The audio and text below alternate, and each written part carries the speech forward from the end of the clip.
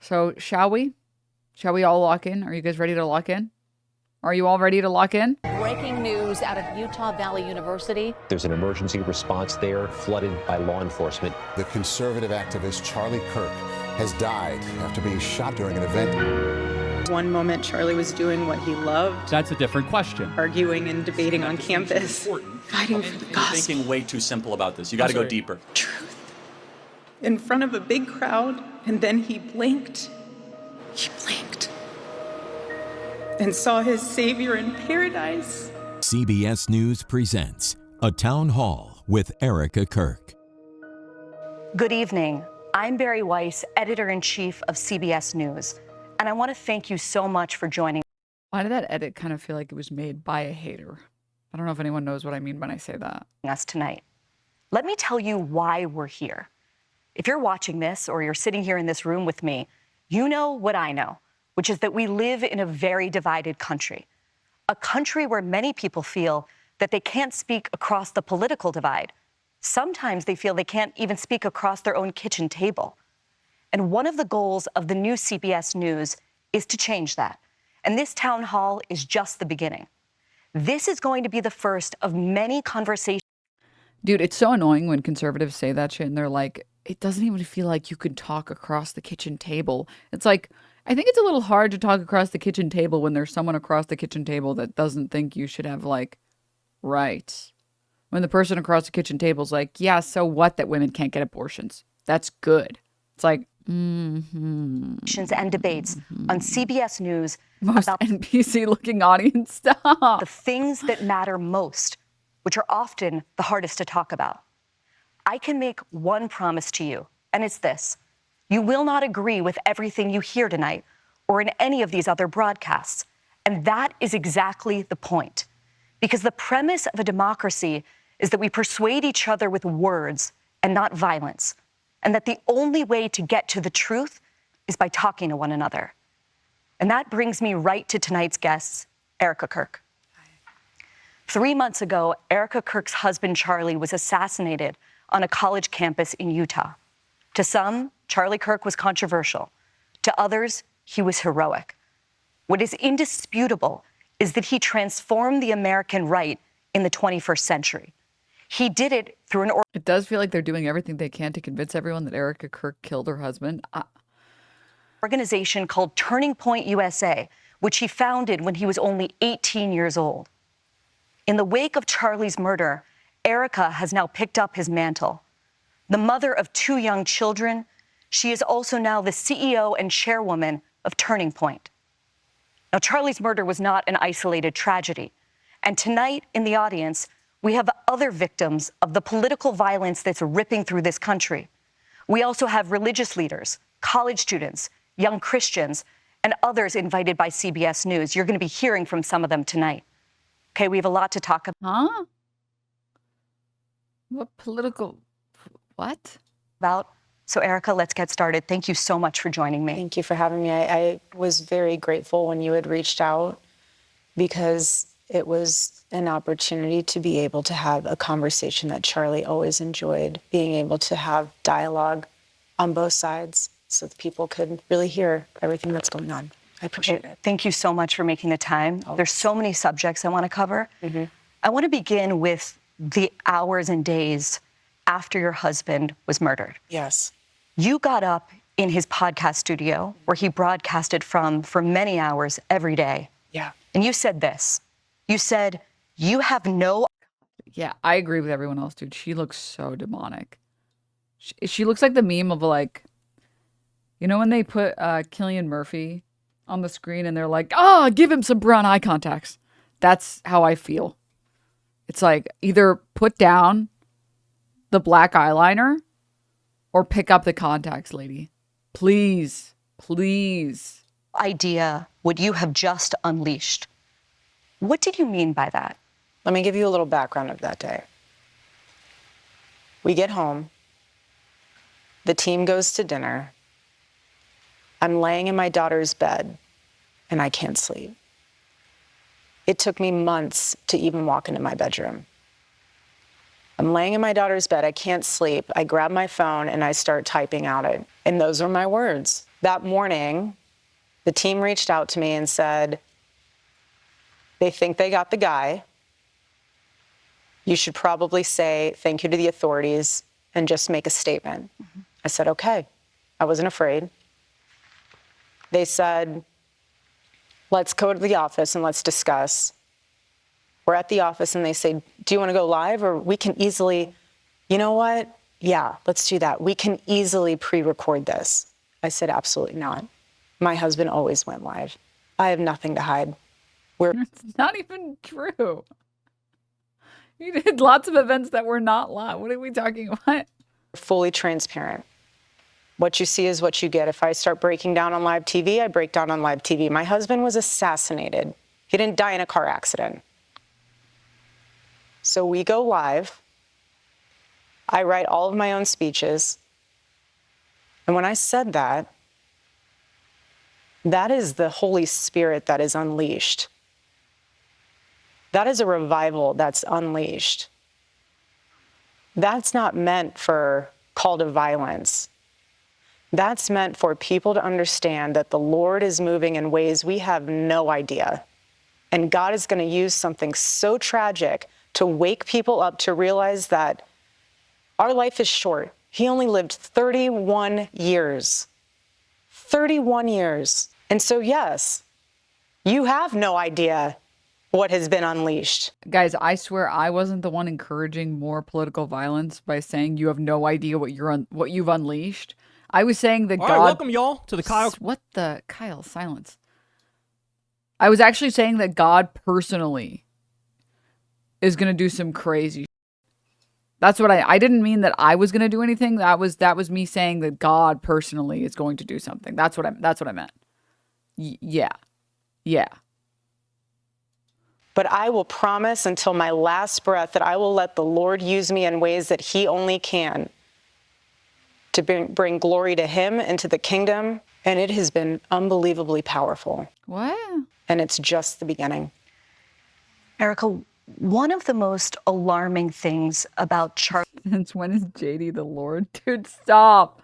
It is kind of crazy work that we haven't seen JD Vance and Erika Kirk in the same room since that fateful day where she was like, you know, my husband actually, Charlie Kirk was a lot like JD Vance. You know, they were very similar. And they haven't been in the same room since then. Charlie's murder was the way that some people in this country reacted to it. Yeah. And not just online. This was an idea that you encountered a lot. And the idea was this. They kind of justified it. They basically said that because Charlie said or believed. Wait, so Bari Weiss has no follow-up questions on how Erika says that she's going to be literally possessed by the Holy Spirit. I love the idea of being like, you have no idea what you've unleashed in me. But it's like God working through me. So it's okay. So I just mean that it's God doing what he wants. It's not actually me. So it is me. It's my vessel. But like, I'm telling you, it's the Holy Spirit doing it. Okay. It's not me. It's me, but it's not me. Things that they believed were controversial or even hateful, that he somehow had it coming. What do you say to people who justified his death? You're sick. He's a human being. You think he deserved that? This is so crazy to say about your husband who is actively debating that we should have less gun control when talking about the victims of gun violence. It's crazy that he didn't seem to give a single at all about gun violence. No one seemed to think that those kids were people. No one seemed to think that those were human beings. I like how every single frame of this is just this meme. Oh. I'm literally shaking. Buy her brown contacts, please. Tell that to my 3-year-old daughter. You want to watch in high res the video of my husband being murdered? Huh? And laugh? That's not what, huh? That's not even what Bari Weiss was saying. What? And high res, what? Deserves it? There's something very sick in your soul, and I pray that God saves you. I pray, because that is what is so wrong. The internet in this world has dehumanized us. My husband did something very simple. He talked to people. Oh my God. My favorite right-wingism. All he did was, oh, so talking is illegal now? So making a group chat is illegal now. All he did was talk to people, and that's illegal now. It's like, did you consider that people didn't like him because of the that he said? And again, these are all the same people that were happy to make a million jokes about George Floyd and make a million, oh, George Floyd is 3 years sober now. Congrats.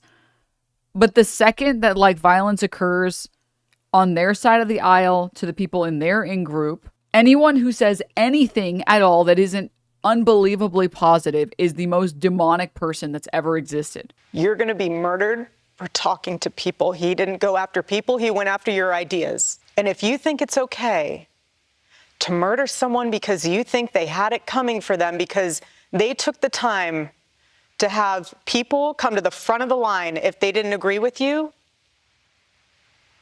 and you think it's okay because you don't like what they say or how they say it, that they should be murdered, and you're enjoying it and you're rejoicing in that? I like how we're constantly conflating whether or not you think someone should be murdered or whether or not you are apathetic that someone got murdered. Because I think the vast majority of people that knew anything about Charlie Kirk are apathetic that he got murdered. They're like, I don't want to live in a country that murders people, but I don't feel very strongly about this guy not being here anymore. Again, it's probably bad that we have a country where people just get murdered, but that's why we're pro-gun control, unlike Charlie Kirk. This is the reason why we are pro-gun control, because some random crazy person shouldn't just be able to show up and snipe whoever the they want to snipe, or God forbid, shoot up a school or a mall or whatever. There should be enough gun control that it's a little bit harder to get a gun. Just a little harder. That's not celebrating murder. The difference, like, there is a massive jump from celebrating murder and not giving a that someone died. They were the ones that were celebrating, like everyone on the right was celebrating and laughing about George Floyd getting murdered by the cops. And that actually has insane ramifications. Like having a police state that is judge, jury, and executioner, that should terrify everyone. Because those are the people that are allowed to have guns in our country. If the people that killed George Floyd were not prosecuted, if Derek Chauvin got to walk free, that would be a terrifying precedent to set, that the cops can just show up, and if they don't like you and they think that you had a counterfeit $20 bill or whatever, they just can kill you. Oh my God, like that is and you're not allowed to resist. You are literally not allowed to resist, and there's no precautions that you can take if the cops feel like they can just show up and kill you. Because then you're resisting arrest and you're obstructing justice. Like, and with Charlie Kirk, the left has literally talked about nonstop gun control to prevent gun violence.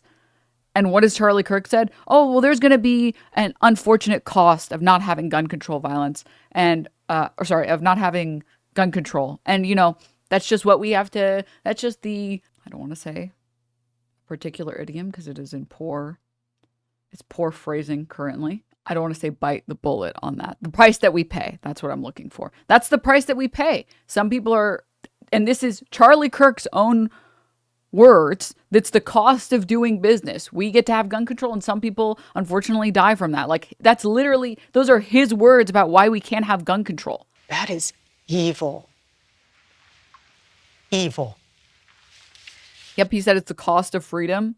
He said they were acceptable casualties. It's like, who's the evil person? The guy who looks at children being murdered in schools and says that that's the cost of freedom? Or the people that are apathetic that guy died? Like, are we serious? Like, come on. Oh my God.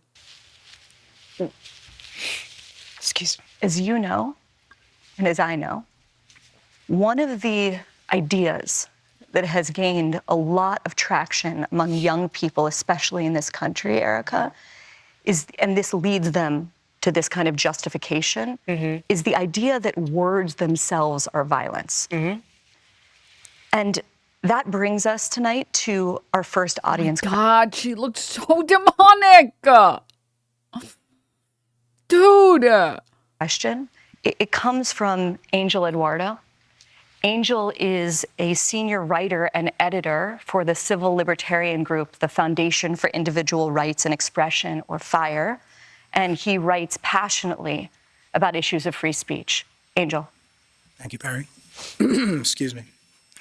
Dude, rightoids will get so mad when Christians are portrayed as like the evil people in media, and they'll be like, "Oh, this is so tired. Oh, yeah, the Christians are the evil people." It's like, bro, it's not my fault that these are the people that we're putting in the forefront, okay? It's not my fault that some of the most Christians you can find that talk about being Christian and upholding Christian values look look like this or look like Kenneth Copeland. Erika, my condolences. A recent survey that we took after Charlie's assassination found that 90% of undergraduates believe to some extent that words can be violence. Another FIRE survey that we took earlier also found that 1/3 of surveyed students believe that using violence to stop disfavored speech can be acceptable, at least in rare cases. What's your response to those numbers? And what would you say to those students in particular? Well, for the people who say that my husband might have incited violence, I know that was not your question, but I'm going to put a squash on it before anyone else can attach to that.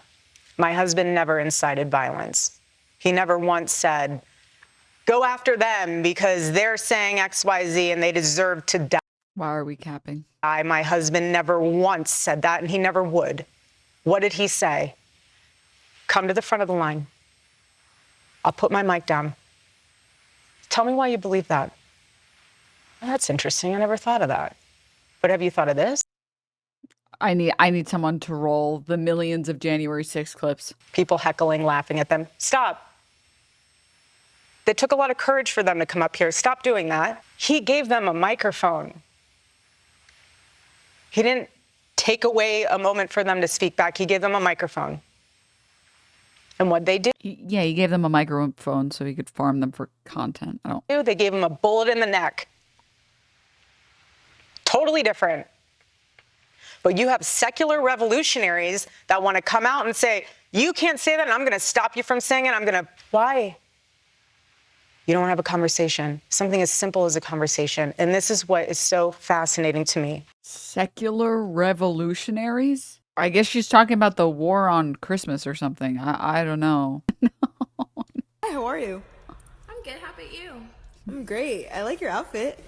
Oh, thank you. Is there anything else that you might like? Oh, yeah, I like your makeup.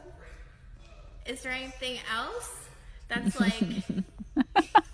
The one friend with blue eyes. Like on my face, on my upper head region. I like your eyes. They're very vibrant. You do? Yeah, they're very vibrant. Really? Yeah, you look exotic. Me? Hi, how are you? So I'm trying to find the before this guy was speaking. Here we go. Is there anything else that you like? Oh my god. Oh my god. No, where is it? Clips that have the same energy. That's it. That's all I have to say. Stop. No, I do not. And don't you ever say I did. Oh my god. We wrestle not with flesh and blood, but principalities and powers.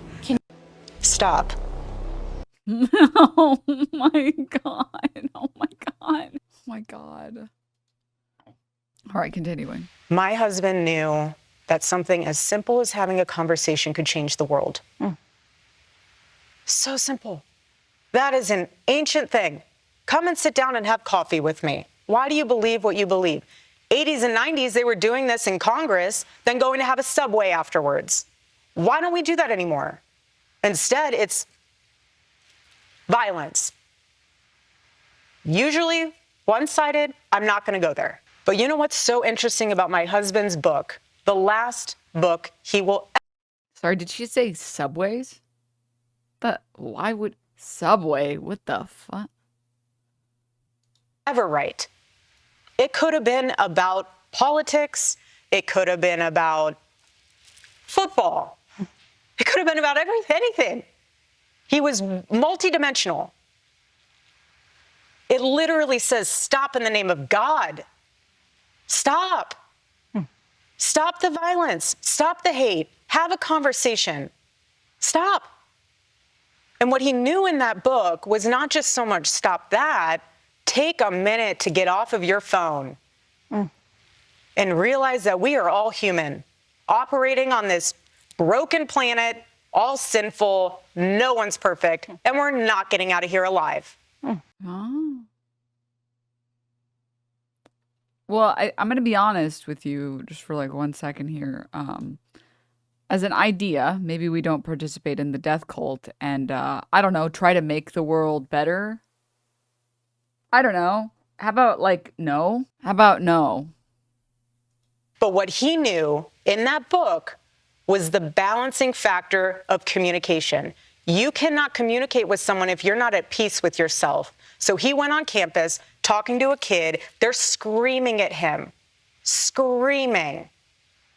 Does he scream back? Not once. He sits there.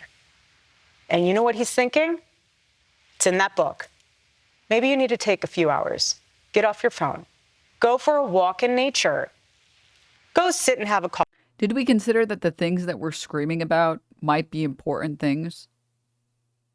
Might be, I don't know, protecting minorities in this country. I don't know, protecting women's rights in this country. I don't know, protecting trans people in this country.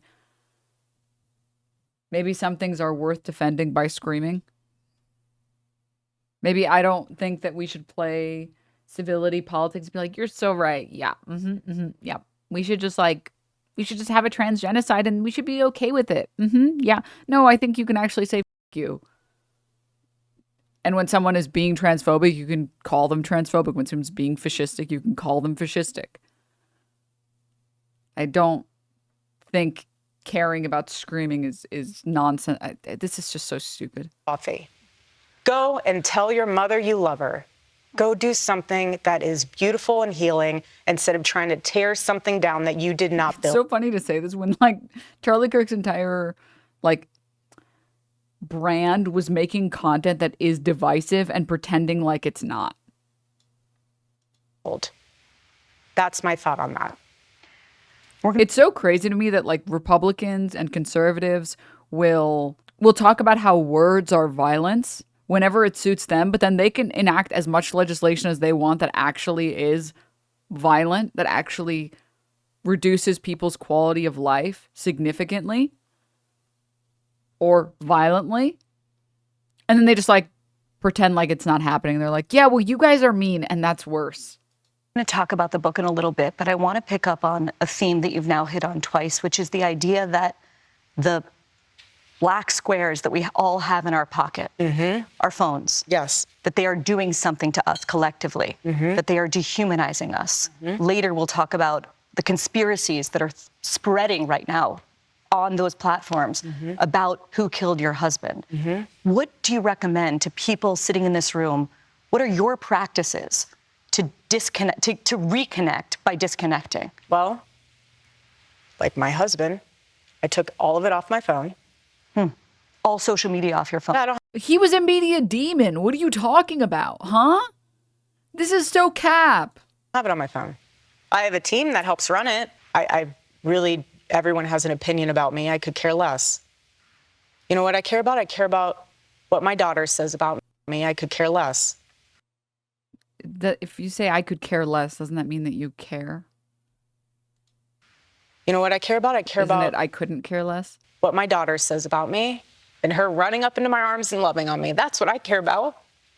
One of the things that has happened over the 3 months since Charlie was murdered is that people have gone through the thousands, maybe tens of thousands of hours of words he produced. He said more in 31 years than most people will say in a lifetime. Yes. And I want to read a few that have captured the most attention, especially on the political left, okay? Oh? Yeah. Some gun deaths were, quote, unfortunate. Wow. Bari Weiss actually putting in one question that might be difficult to answer that she was obviously prepped for. Let's see the answer. Fortunately worth it to preserve the Second Amendment, he said. Acknowledging that he wishes he didn't feel this way, he said, I'm sorry, if I see a black pilot, I'm going to be like, boy, I hope he's qualified. He said the Civil Rights Act of 1964 was a mistake. Now, I realize that all of those quotes come from longer conversations that he had on his show. Correct. But he did say those things. And Charlie is being memorialized by many people as a person who promoted civil discourse, as a person who said, come to the front of the line, let's have a civil conversation. Wait, I'm sorry, wait. Can I just go back really quickly? Let me just go back just to make sure. Quote, unfortunately worth it to preserve the Second Amendment, he said. Acknowledging that he wishes he didn't feel this way, he said, I'm sorry, if I see a black pilot, I'm going to be like, boy, I hope he's qualified. He said the Civil Rights Act of 1964. Her smiling and shaking her head. Because she knows he said that shit. Was a mistake. Now, I realize that all of those quotes come from longer conversations that he had on his show. Correct. But he did say those things. And Charlie is being memorialized by many people as a person who promoted civil discourse, as a person who said, come to the front of the line, let's have a civil conversation. How do you square that with the statements I just read? I would love for everyone to be able to watch the full and entire clip of what he said. Charlie didn't care what skin color you were. He didn't care what religion. Did you literally just quoted a clip of him saying that he cares? What do you mean? What the do you mean? You were. He loved excellence. He loved knowing that people. My favorite thing about this is the full clip is always worse. I think like 1 out of 100 times the clip is better. Like the full segment is better than the clip. But the full clip is always worse. When you watch the context is always worse. Like the minute before the clip and the minute after the clip is always like the most, somehow triple as racist as the actual clip. You're like, what? His favorite word was earn. He loved knowing that people worked hard to earn what they got. He worked so hard to build Turning Point USA. The first statement you meant about guns and shooting, I have no idea the context of that, and I have no idea what he was. You had no idea. Wasn't she getting chummy with JD immediately after the kirkening? Some people were saying that she was starting to dress like a couch afterward. What that whole, there's a lot more there than just that one little sentence. My husband is not to be deteriorated to 2 sentences. He's not. He is a thought leader, and he was brilliant of a man. So that's fine if you want to take words out of his mouth or out of context without the whole thing. I like how she's done her like Fox News media tour, and she's like a Fox girly, which is the most clip chimping of any network. But then when it's like the right is just filled with cry bullies. They're happy to clip chimp whoever they want, whenever they want. And the second anyone actually says something that is within the context of what they were saying, Charlie Kirk's quote about gun violence and saying, yeah, this is an unfortunate reality that, you know, some people are going to have to pay the price for us to have our guns. That was what he meant. That's not clip chimp. That's what he meant. What he meant was it's just we have to live in this reality where some people die of gun violence because I want us to not have gun control. That's what he meant. It's not like the second part of the clip he says like, just kidding. That's what I would say if I was a crazy person. No, that's what he meant. He didn't say JK right after. And God forbid you point this out and be like, how dare you guys say that you care about violence, but then the second anyone actually points out the hypocrisy, you just immediately shut them down. In perspective. But that's the problem. Does it bother you that people are picking out those statements and drawing an entire picture of who he was? Again, that's the problem. You're not having a conversation. You're having a 15-second clip on the internet. Dude, saying that about the guy who literally went and did interviews or debates with college students that were unbelievably clip chimped is amazing. Define your thought of who someone is instead of taking the time to educate yourself on truly who that person is, what they thought, because why? They challenged you to think a little different. think a little different, aka accept gun violence. F you, I don't want to accept gun violence. Again, my husband was an amazing man. We're human. But I do not once, for 1 second, think he was anything else than exceptional. Erika, as you know, the last person that Charlie ever spoke to was a Utah Valley student named Hunter Kozak. He was asking Charlie a question that day when he was shot, and he's here tonight, and he wants to ask you a question. Hi there. Erika, I want to tell you how much I appreciate your calls for peace and unity, and I'm likewise horrified by the people in my so-called camp who were cheering about Charlie's murder. I believe that they stoke the flames of violence. But even worse is when powerful, influential people on either side of the aisle stoke the flames. When they do it, the flames can become an inferno. And this leads me to Donald Trump, the most powerful and influential person on earth, who has more responsibility than anyone else to put the flames out. Just last month, President Trump called on 6 Democratic lawmakers to be tried for sedition, which he clarified was punishable by death. He then reposted a simple message: hang them. I think that you've been making strides to bring peace to our country, and that Turning Point has been asking Democrats to decry the individuals who cheer for violence. I have and will continue to decry them. But any good faith effort to stop political violence must hold both parties to the same standard and expectation. So in that spirit, will you condemn the violent rhetoric of Donald Trump, the most powerful and influential? The person who said she's snarling. Spirit, Dude, stop. will you condemn the violent rhetoric of Donald Oh my God. Trump, the most powerful and influential person on earth? I appreciate your question. You know my heart. Why would I ever say, yes, go murder people? This is so much deeper than just one. I understand your sentiment. I do. But this is also so much deeper than just one person. Huh? This starts at the home, okay? This starts with family. This starts with a seed that grows and grows. You can choose to have evil in your heart, or you can choose to have light. What you consume and what you absorb from the outside world will manifest itself. Don't say, you know how hard I had to resist not saying JD Vance seed, and one of you put it in chat. You stop. No, I will never agree with political violence. That's not the question. The question is, what do you think about the massive difference between the political leaders encouraging violence, like Donald Trump being a powerful person, versus some random person on the internet making some meme compilation of Charlie Kirk? Don't you think that these are fundamentally different? Don't you think that one of them is more important than the other one? My husband is a victim of it. I'm a victim of it. But what I'm trying to say here is that we can blame everyone else. We have to look in the mirror. When you become a father, when you become a mother, how are you raising your kids? Are you taking responsibility, or are you giving them a device and saying, go down that rabbit hole? I'm trying to go to Pilates class. You can just sit in the corner and look at your iPad or look at your phone and go down that rabbit hole and see what you can learn from that instead of being a parent. What? So my call to action from that is, parents, step up.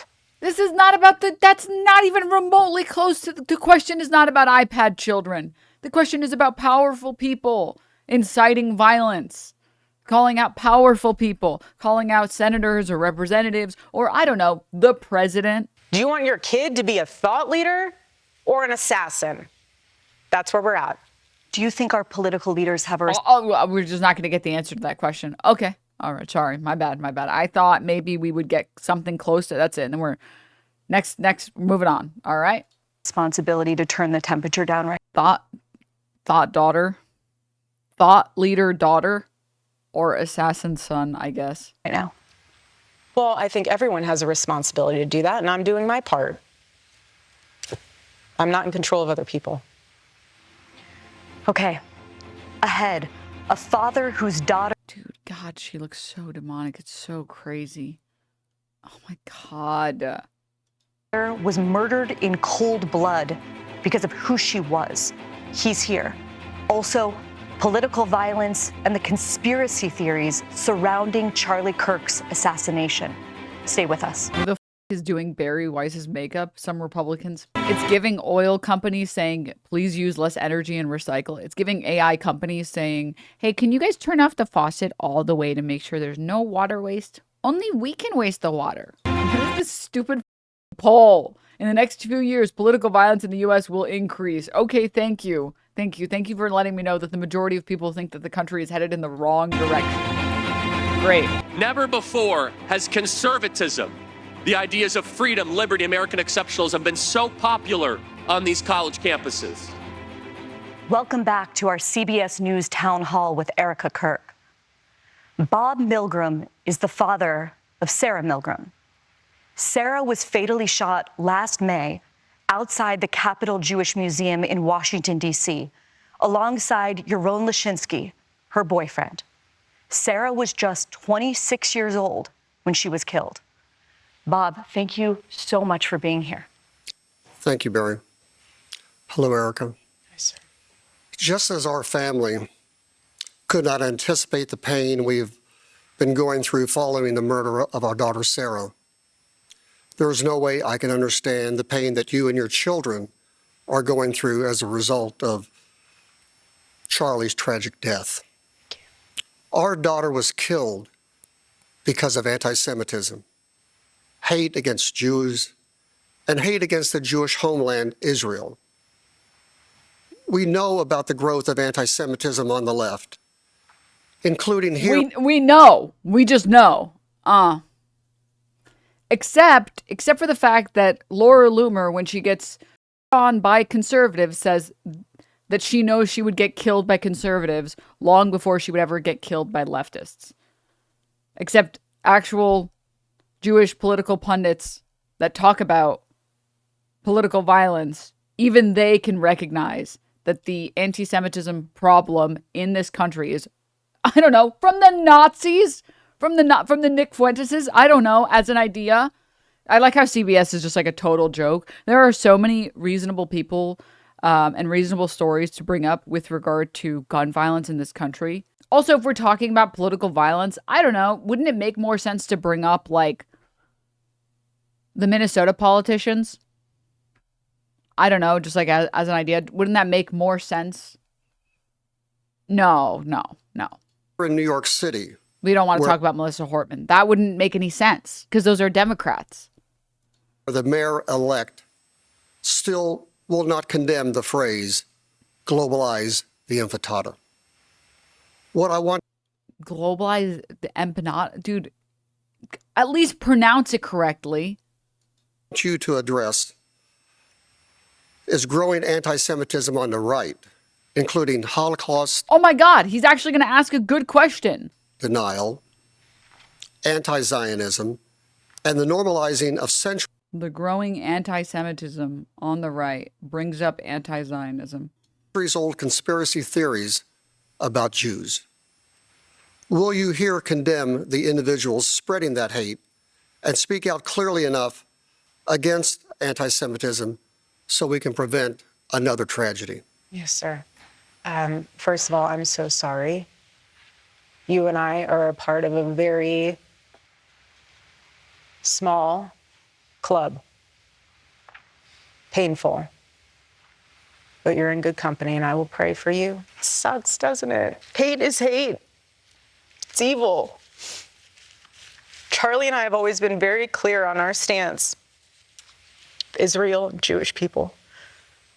It's awful, awful. Anti-Semitism is what healing factor comes out of hating Jewish people? What healing factor comes out of hating Christians? What healing factor comes out? Hate in general, nothing. Nothing. Charlie always would say very clearly, Jew hate was brain rot. He would always say it. Was that a common Charlie Kirk quote? I don't think I've ever heard him say that ever. What? He would always say Jew hate his brain rot? He was always saying this. We all knew him for the guy who said this. He was always, that was his main quote. That's what everybody knows him for. That's the number one thing that people know him for. We've been to Israel twice together. And to be able to walk in the place where our Lord walked and see the Bible come to life in Technicolor. How could you hate that place? How could you hate the Jewish people? Why? Because you need to fulfill a conspiracy theory? I'm wrapped in, people say I'm a part of conspiracy theories all the time. It's sick, and it needs to stop. We are human. No one is perfect. Can I just say, the number of times she keeps saying that we are human, it makes me very concerned. No Christian is perfect. No Jew is perfect. No Muslim is perfect. We are broken, sinful humans in need of a Lord and Savior. And that's why it is so important to give your life to the Lord. Wait, we are human. No, we are Charlie Kirk. Because once you do that and you fully surrender to the Lord, you have no room in your heart for hate. And so, sir, I am so sorry what happened to your daughter. I pray that does not happen, and I pray that that is something that we can somehow extinguish in this world. But we are living in enemy-occupied territory. And every single day we need to guard ourselves, guard our minds, guard our heart. And the best way to do that is reading God's word. And you cannot separate the Old Testament from the New Testament. You cannot. You cannot. It's funny that she says that, because whenever you talk to Christians and they're like, I don't know if anyone's ever had these debates with Christians where you tell them that, like, I don't know, man, all the religious texts are pretty, and they're like, no, Islam is uniquely evil. And you're like, huh? What are you talking about? No, it's not. They're all based off the same origin story. Okay, man. Like, I don't know what to tell you. Like the Abrahamic religions, it's all the same lore. It's literally all the same lore. You're coping if you disagree. And they're like, oh yes, show me where in the Bible. Show me where it says anywhere in Christianity or Catholicism anything remotely similar to the things that are horrible in Islam. And you show them a bunch of things and they're like, well, that's the Old Testament and it's different. It's like, it's so different. Because like the Old Testament, like, I don't like it. So I'm going to separate it.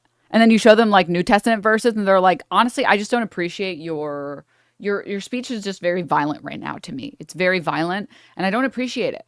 I don't appreciate you showing me this verse about how it's okay to beat your slaves in the New Testament. Okay. Did you consider that I don't care what you have to say? Did you consider it's like literally a Muslim person stopped one of the shooters at the Bondi Beach, Australia, but they're never going to praise him probably. Oh, yep. Do you want to ask a follow-up? Is there anything specific that Turning Point can do to combat anti-Semitism? Yeah, so we're all of our college campus and high school campuses, we have these conversations. And our students understand exactly my heart and Charlie's heart and the sentiment of everything I just said. We have Shabbat dinner happening at AmFest. We're going to combat anti-Semitism by having Shabbat dinner. We have individuals in our chapters who are Jewish. We have people that we have Jewish friends. We're doing it. We're combating anti-Semitism by having Jewish friends that are going to be having booths. We have an exhibit hall at AmFest that are Jewish, that have Jewish organizations. The only way to combat evil, just like Charlie did, is with dialogue and not being afraid to do it. If you have these things that are being said, you need to counter it with the truth. And if you don't, there's a void and a vacuum. And so even though they're a small number, they get louder and louder. So we need to do our best, which we're doing our part. We're going to continue to do our part to make sure that the truth is always heard. We'll amplify it even more. And we're going to do the best we can, but we need the whole community. We need everyone in on that. Bob, thank you so much. I want to talk about discernment. Yes. Okay, being able to separate truth. Why is she staring into his soul like she's casting a spell? Well, the Holy Spirit took her body and smoted him. So yeah. From lies. Reality from unreality. They have black friends too. They do Blackface Thursdays in the Kirk household. It's so crazy to answer a question about anti-Semitism and be like, we are against hate of all kinds. Like, how can you hate a people? How can you do that? How can you just hate a people? How? And then there's like a million clips of Charlie Kirk saying like, DEI is real, affirmative action is real. There are plenty of non-white people that are in positions that they didn't earn, and you're taking away people's spots that people, as in this context, white people's spots in these schools and in these jobs. Why would you ever hate other people? Charlie Kirk would never stand for this. The guy who definitely stood for this.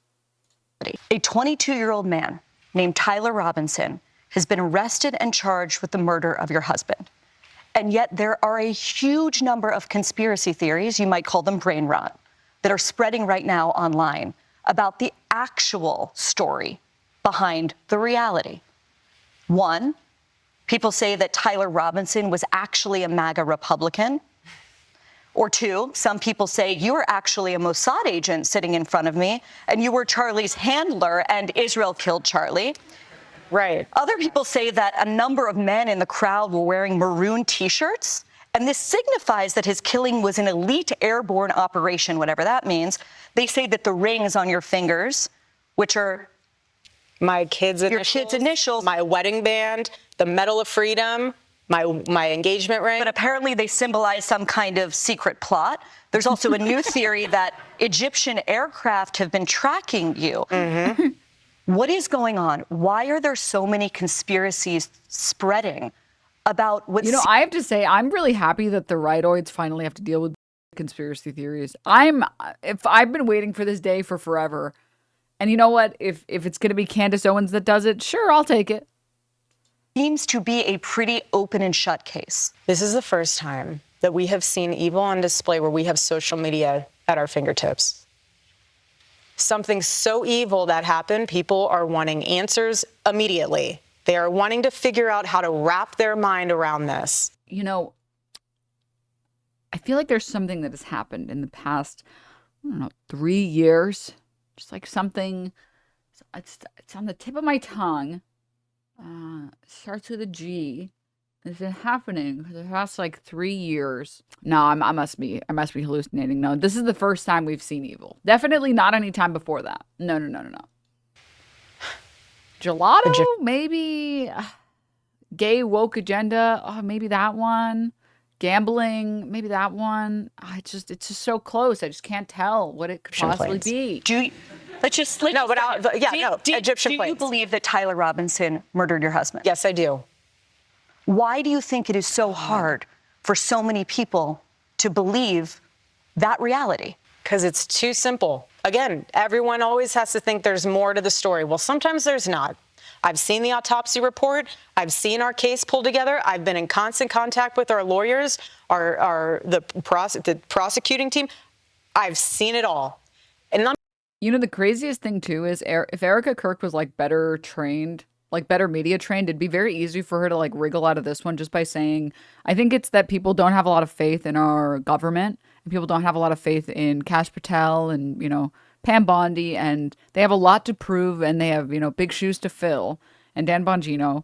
But I fundamentally believe that they have been working really hard, and I do trust them. I do. And I have been, you know, kept in the loop for a great deal of the case, and I can say for a fact that I really do believe that this guy killed Charlie Kirk. And to those who are, you know, hesitant to trust, I understand, I hear you, but they really are working their hardest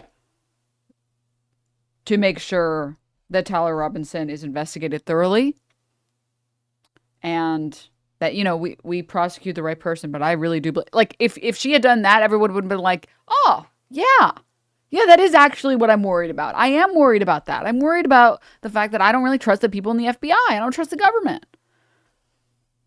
But to say like, well, I think it's because they don't want a simple answer. Meanwhile, you guys were literally pushing, conservatives were literally pushing the entirety of Pizzagate for years when it benefited them. Let me tell you this. Why in the world, why should we, prior to the trial, lay all of our hands and cards on the table for the defense team to see, to somehow then, I don't even know what they would do with it. But what I will say, and I want to get on the Egyptian plane thing, take a flight on that for a second. What I will say is what I'm worried about, and I'm fascinated, just from a legal standpoint, to see how the United Healthcare trial pans out. And I say that because this is the first time where we are seeing the implications. You're talking about Luigi Mangione. Correct. I prefer never to say any of their names. They do not even deserve the ounce of oxygen and breath out of my body. But what I mean is it's fascinating to see how social media will impact that court case, just how it might impact mine. Are you nervous he's not going to get a fair trial? I'm nervous that there could be, they'll say we can't find a fair jury. Like they're going to taint the jury pool. And in that case, that's how widespread you think these conspiracies have gone. Yes. That's how mainstream they. So, girl, who the hell is they? Lady who cares a lot about anti-Semitism. Lady who cares a lot about anti-Semitic conspiracy theories. They're going to taint the jury. Become. Okay. Egyptian planes. You want to talk about Egyptian planes? Okay. I was pregnant for 90% of those trips. Mind you, I've never, all those places they said I've traveled, I've never been. I mean, I've been, but I'm not within those. I'm lying out of my ass. Okay, well, listen. Look, I'm not caught, but I'm caught, but I'm not. Okay, but I haven't. Listen, maybe when I. It's like she's casting a spell. States that they've. But you even said you need to. No, but this oh, dude, I just know Candace watched this and had a blast. Oh my god, dude, Candace is gonna have a field day. She's gonna drag her so bad. I wonder if the live is up, the soon to be live. Let me see. But I do on that one only because, from a humor standpoint, I intentionally, when I was pregnant, hid. Not because I was embarrassed, not because I didn't want anyone. Yes, we did keep it very private, but it's because it was a moment very sacred. I was growing a human inside of me, my baby. The world that Charlie and I live in is very toxic at times. Yeah. And when you are growing a beautiful child in you, I don't want to. Can I just say, I've never seen a person use the word human so many times. It is giving demon in flesh suit. It's really giving it. I have really not heard a lot of people saying like, I'm just a human. I don't know if you know this. I am human. You know, we're just human. I'm just a human. I'm growing a human.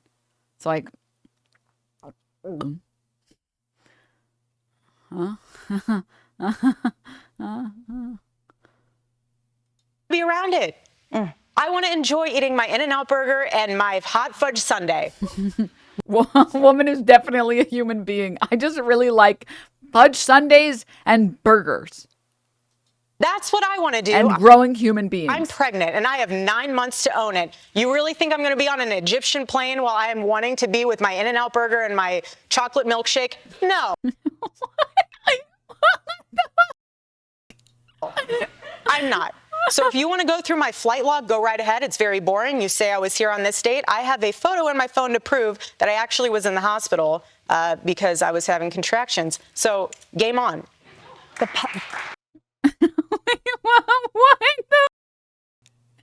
Dude, what did the Egyptians do? What the hell? Dude. Well, I don't even understand. Who is clapping for this, by the way? The other, like, 3 demons in the audience wearing skin suits being like, yeah, that's my human. Yeah. The podcaster Candace Owens, okay? At one time, a friend of Charlie's. At one time, an employee of Turning Point. She has been one of the main peddlers of these conspiracies, and she is making a huge amount of money on it. She is building her business off of these lies. What do you want to say to her?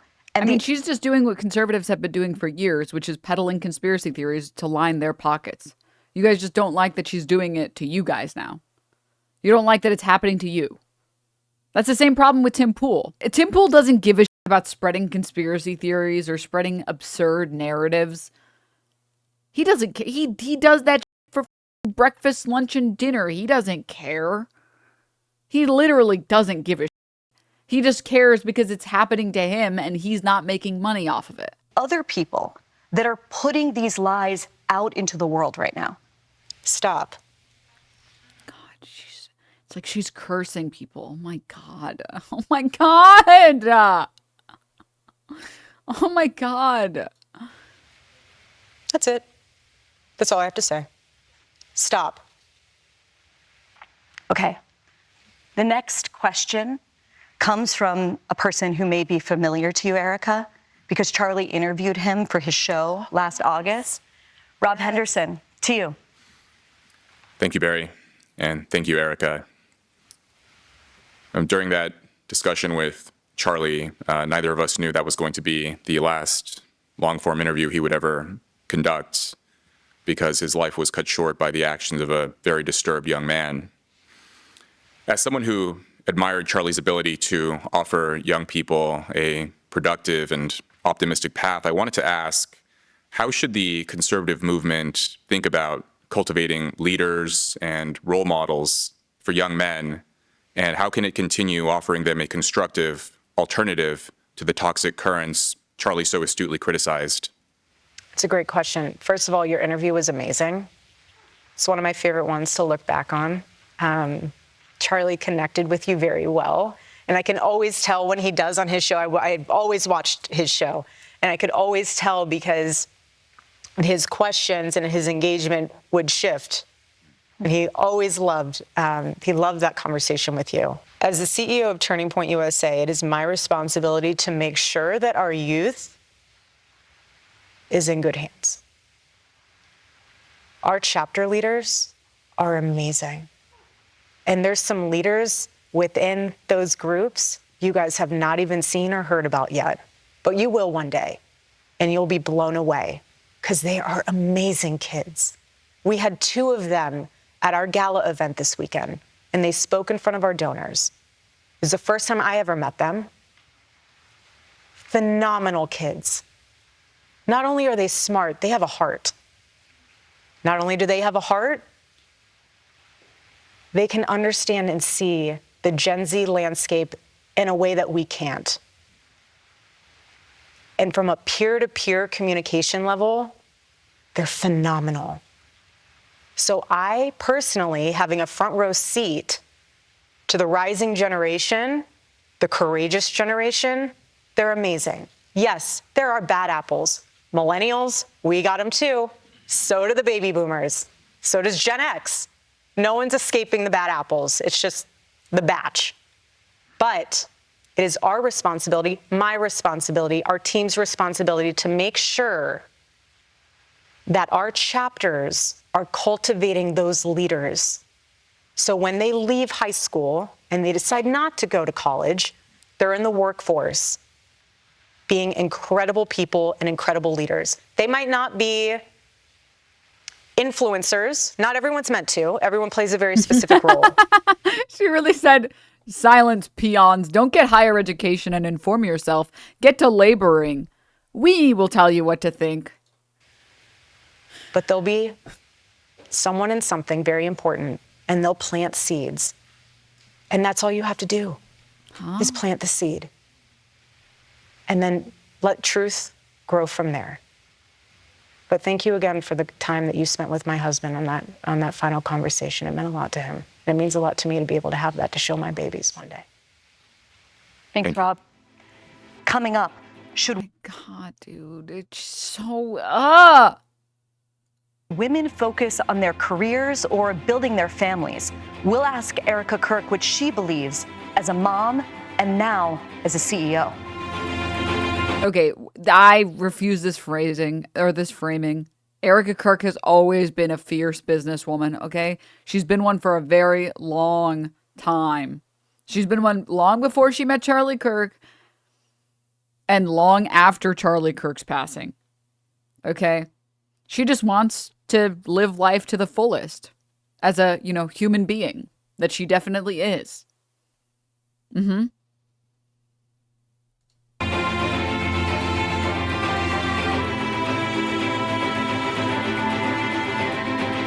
What is this? What are these polls?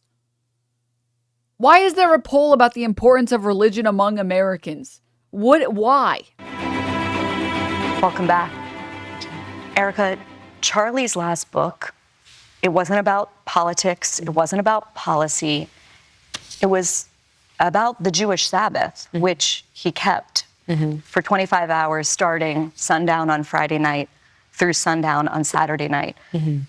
What made Charlie so passionate about this subject? He was on the verge of burnout, and he thought to himself, what can I be doing? And he always loved the 10 Commandments. And then he saw it, honoring the... Everybody knows this about Charlie Kirk. He's always loved the 10 Commandments. He's a big fan. He's been a big fan for a lot. Did I mention he thought about getting a big painting of just the 10 Commandments in our... Dude, who are we trying to convince? I just want to know, like, who? Sabbath. And he realized that if you don't, this one commandment, if you don't honor it, you're the one who misses out on the gift, not God. Are you keeping it? I'm trying my best. Is it helping? It is. I feel close to him. I break it apart, though. What? So instead of a full 24 straight, I'll break it apart only because my mom's sick. And I'm sorry. Can I go back really? I'm sorry. Can we just... This one commandment, if you don't honor it, you're the one who misses out on the gift, not God. Are you keeping it? I'm trying my best. Is it helping? It is. I feel close to him. I break it apart, though. So instead of a full 24 straight, I'll break it apart only because my mom's sick and I need to be available because I'm her medical power of attorney, so I need to be available if something happens. And so I make it what works for me, but that's what was so beautiful about that. Am I having a stroke? What is happening? She's just saying sentences that make no sense. I make it what works for me, but that's what was so beautiful about that. Charlie wasn't legalistic about it. He's like, make it your own. Erika, you have made a lot of... She just autopilot. She's like, I'm saying human sentences. All right. Comments that a lot of people have noticed about women suggesting, this, right? Suggesting that women should get married young, that they should have children young, that they should prioritize family over their careers. And at the same time, you are now doing both. You now have 2 young children, I think both under the age of 3. And you're the CEO and chairwoman of Turning Point. Square that for us. Right. Some people look at you and say, she's trying to make it a binary choice. You can be the trad wife or the girl boss, but look at her. She's having both. What do you say to them? Right. Well, I didn't ask for this. So just really quickly, putting family first, right? That's what you're supposed to do. Just like a quick question here. Kirk previously won Miss Arizona USA in 2012 and participated in Miss USA 2012. She's the founder of Everyday Heroes Like You, nonprofit supporting under-recognized charities. And Bible in 365, a faith-based initiative that promotes reading the Bible. She also hosts Midweek Rise Up podcast. She and Charlie began dating in 2019, married in 2021, and had 2 children. So, like, what's up with that? Just like as a quick question here. You're supposed to be prioritizing having a family and being a mom or whatever. Can you just explain this to me? Just really quickly. I just want to know what are we... I just want to understand why we're just lying. Like, that's it. I just want to know why we're lying. Why are we lying? Why are we just blatantly lying? Why can't we just say, I think you should be able to do both? I think you should do what makes you happy. And if that means being a career woman for some period of time, do that. And if that means becoming, like a mother for, the next forever, then you should do that. Like, why? Why are we just lying? Why are we just lying? I just want to know why we're just straight up lying. Obviously it's a blessing. that Right. Choice. You can be the trad wife or the girl boss, but look at her. She's having both. What do you say to them? Right. Well, I didn't ask for this. Obviously it's a blessing. I didn't ask for this. Meanwhile, That I view it as a blessing. It's a duty to my husband. But I was very happy being a stay-at-home mom. There's nothing wrong with being a mother. There's actually more beautiful. Can I just say really quickly, the most cringe thing is when conservatives they don't even abide by these standards or by these rules or by these ideas. And then they pretend like they are the bravest people on the planet to be like, there's nothing wrong with being a mom. It's like, can I see the people that say that there's something wrong with being a mom? Can you just find me one of these people? Just one of these people. Can you just find me one person that's ever said this ever? Like, what the are we talking about? No one has ever said this. The farthest that people have gone is, yeah, I think mothers should be treated fairly in the household, and their labor is just as important as outdoor labor. Being a stay-at-home mom is valuable labor, and those laborers should not have their labor exploited. That's like no one is like, you cannot be a mom. No one should ever be. Leftists famously hate moms, and that's why they're constantly trying to gut all programs that help mothers. That's actually true. That is true. Cutting SNAP benefits for single moms and moms in general, that is a left-wing opinion, actually. This is true. Feeding children, that's actually not a left-wing opinion. Having free school lunches, that is a famously conservative political opinion, and that is definitely childcare.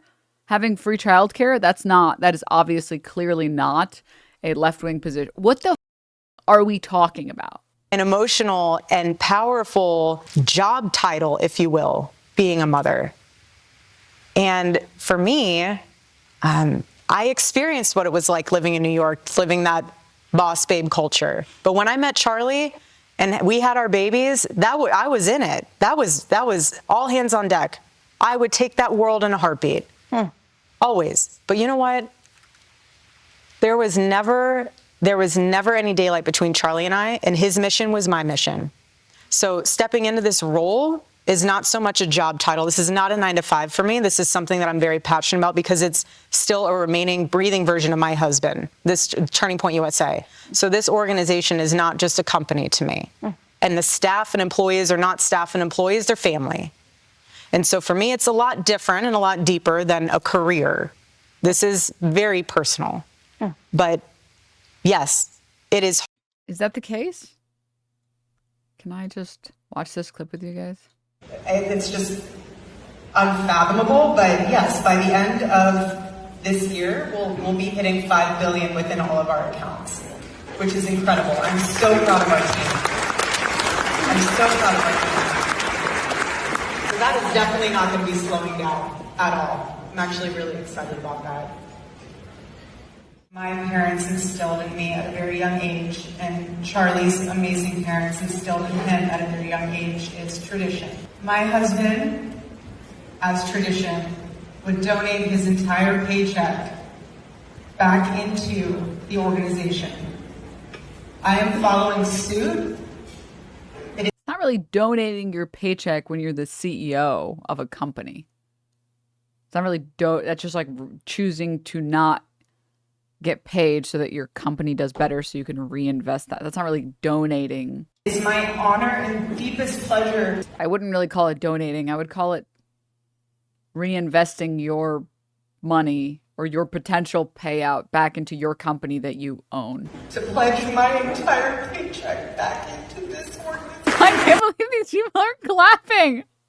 It's not donating. What the It's just reinvesting the money you made back into the company that you own. What the are we talking about? Am I losing my marbles? Erika Kirk says the views on their accounts, including your dead husbands they still stream from, are definitely not slowing down, but they are in free fall. The Charlie Kirk Show has dropped from the top 10 to number 135 in the Apple Podcast rankings. She then pledges her paycheck to TPUSA after raking over $40 million personally from a huge life insurance policy TPUSA paid for, multiple give-send goes, personal donations to her, and new book royalties. And then she has the audacity. Like, this is why no one thinks that her crying is, like, honest crying. It's because, like, why are you crying about, like, after I've made a lot of money, I'm going to reinvest the paycheck back into the company that I own.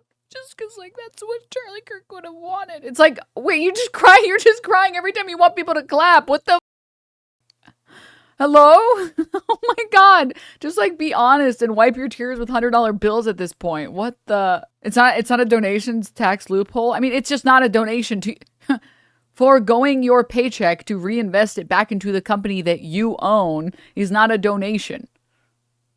That is the opposite of a donation.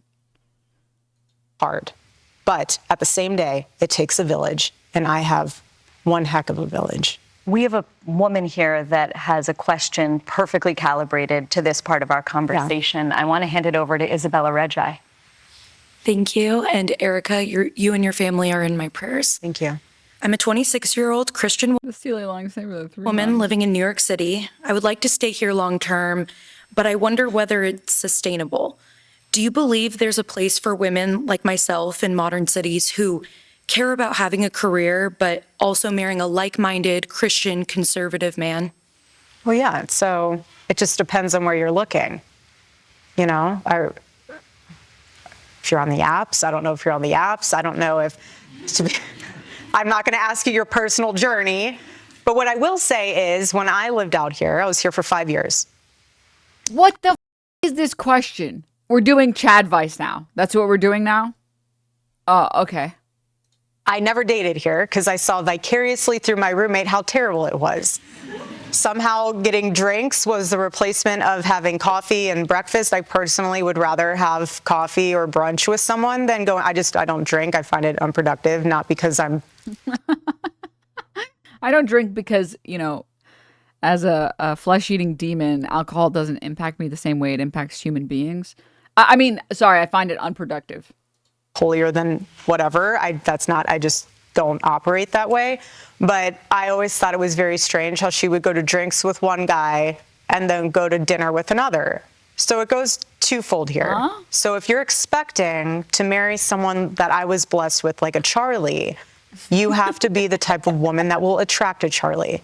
Are you going to church? Are you going to Bible study? Did you tell your pastor that you are ready for the Lord to bring into your life the man that you've been praying for? You yourself need to be prepared for that man, and only you will know how to do that. Does that mean staying out and going out with the girls? I'm not saying you sit on your couch and all of a sudden he's going to knock on your door and be like, honey, let's rendezvous. Like, that's not how it happens. It's not. Granted, my situation was a little different. I wouldn't do it. You went to a job interview. Literally. So this is how good the Lord is. He knew that because I was not dating in New York City, he knew that in order for me to know that that was my man, he had to blanket Charlie as a job interview. Because if that went in, no joke, if he came to me and said, hey, let's go on a date to Bill's Burgers, I'd be like, I am so sorry. Thank you, but no, we're not doing this. That was my mindset. I was not in that headspace. I just wasn't. But God will. The Chud Vice is.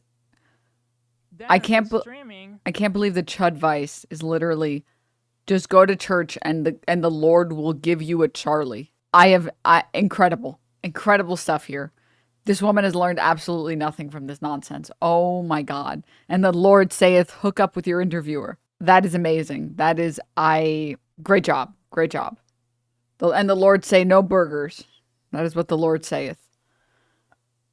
Goof, thank you for the 5 gifts.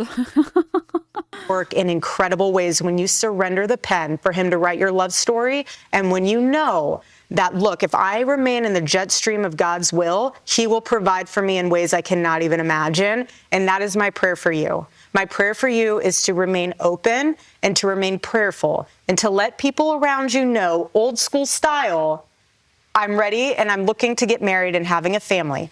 You can always have your career. Being able to have a family truly is a very limited, short window. You can start your career if you have people and it's amazing business, have other people run it. You can still manage it. You can still pour into it, but you have your babies. But you met Charlie Kirk at a job interview. Like, isn't that the... And then once your babies are grown and the nest is empty, go back to your career. There's nothing wrong with that. If you don't have a career, you have your babies, the Lord's going to inspire something inside of you that you're like, you know what? There's a problem. I have a solution. How many baby companies have been born out of moms? You know, like the little carrier seat or a stroller or something. We live for that carrier seat. Right, 100%. I'm not trying to plug them for like something, so I'm just trying not to even say the name, but you understand my sentiment. Oh, she's talking about like companies that make things for moms. That's what she means when she says baby company. That there's something really special and beautiful about making sure that you are the woman that your future husband deserves and vice versa. Do not settle. Thank you. Thanks, Isabella. Don't conservatives get mad when liberal women say not to settle? I thought that was something that is bad. I thought that conservatives hate that. I thought conservatives hate when leftist women say you should find someone that is perfect for you. You shouldn't settle for like, you know, someone who can't meet the bar when the bar is on the floor. Up next, the emotional moment that Erika Kirk forgave her husband's alleged murderer. Stay with us. I forgive him. I forgive him because it was what Christ did and is what Charlie would do. Erika, that moment that we just watched was Who is falling for this? Who is falling for this? Unforgettable. I was one of millions of people across the world that watched you get up on that stage and forgive the man who murdered your husband. And I think a lot of people looked at it and thought, this is incomprehensible. It's almost baffling. And I want you to speak to those who are unable to understand, really. Where's the allegedly? I think she thought she was going to say, like, this is when she forgave Tyler Robinson, the alleged killer or something. But then she ended up just saying this is when she forgave the alleged killer. Like, what? She didn't use a name. He definitely got killed by a killer. Like, there's not really any alleged there. Act of grace. How is it possible that you can forgive the person that murdered your husband? I'm not forgetting what he did. I'm not condoning what he did. What he did is sick and evil. My God. So sick and evil. What I am doing is releasing myself from the enemy's hands, where he could have a foothold in me, and he could be able to just, like I said earlier, you have a choice. Am I going to take that moment? And I will never say anything I don't mean. I really prayed on that moment. That was a game time decision. I'll never say what I don't mean. But am I going to take that moment to say, rally the troops, burn the city down, march in the streets? Or am I going to take that moment and unleash something like we talked about, even greater, more powerful, and say, it's a revival? And let that unleash and let the Lord use it in ways that no one else could have ever imagined. If you were to meet the man, I won't name him again, accused of murdering your husband, do you know what you would say to him? Nothing. You would say nothing? I would say nothing. I would immediately incinerate him on sight. Nothing. I have nothing to say to you. Just by, looking at him, because I'm a demon. Nothing. Is there a difference, Erika, between forgiving someone in a religious and spiritual sense, but also wanting justice for them here on earth? No, of course. But we serve a just God. God, why does she look so demonic? We serve a just God. It's like her body is like fighting her desire to say the word God. The squint. Here on earth. The Kenneth Copeland. Of course. But we serve a just God. And I rest easy in knowing that. He's sovereign, but he's just. And so let the Lord handle that. I want to bring. It's like we go from Chud Vice of like, the Lord will find you, I trust the FBI's investigation, to I would accept him because the Lord is just. It's like, I have to say, I wanted to go back really quickly to Candace Owens, because a little bit of this video, a little bit of the Bari Weiss interview was released. Obviously, we're getting to watch the full thing because it was just published last night / this morning. But of the little bit that was released, can I just share some of the React content? Is elite. I'm on CBS stage with pre-prep questions and Bari Weiss, and I obviously have rehearsed this answer because I got these questions ahead of time. I obviously know I'm going to get asked this, so I'm going to do like, I don't even like, and this is a fact. You can ask anybody who's ever interviewed me. I never ask for questions ahead of time. I don't want to know. I don't want to know the direction it's going into. I never give them anything. I never say we can't talk. Low Kirk, I believe that from Candace Owens. Candace Owens is actually very, very well media trained. Low Kirk, I do believe that she's capable of thinking on the spot for a variety of answers, because she actually does research on what stupid conspiracy theory she's going to peddle and all the responses to the stupid conspiracy theory that she's going to peddle. So I kind of do believe that. About this, I think, off because record. Otherwise it comes off inorganic. Because even getting questions ahead to me, preparing answers feels fake and gay, right?